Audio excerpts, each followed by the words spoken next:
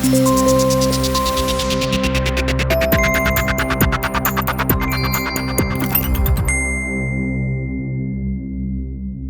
stand-in leader of the Scottish Conservatives has told supporters he will stand firmly against a second independence referendum in the face of a renewed SNP push.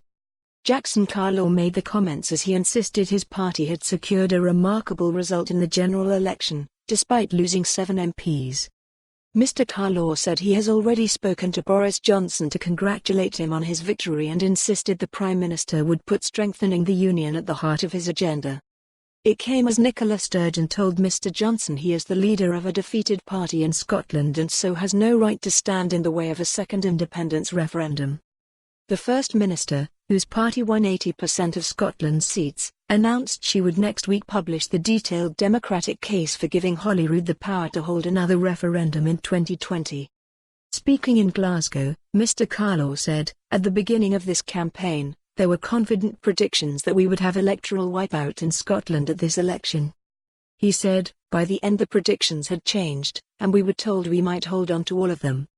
So there is of course no way of getting round the fact that from 13 to 6 MPs in Scotland is a disappointment to us. But the numbers show that having made our breakthrough in 2016 and 2017, we have now cemented our position as Scotland's main opposition party to the SNP. Winning nearly 700,000 votes across the country is a fantastic achievement.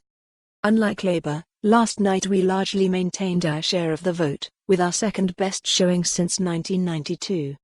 And most importantly of all, we will now be part of a majority Conservative government at Westminster. This is good news for Scotland." The interim Scottish Tory leader said he spoke to Mr. Johnson on Friday afternoon to discuss his plans, and I congratulated him on the result across the whole of the UK, which was quite remarkable. He added, "And I'm confident that next week, he will present a unifying agenda as he begins work that will put strengthening of the Union at its heart, making sure that our union of 4 nations, Scotland, England, Wales and Northern Ireland, works for all its people, and give us all the security and prosperity we want." Now in the last hour I have already heard Nicola Sturgeon claim that last night's result is a mandate for a second referendum on independence.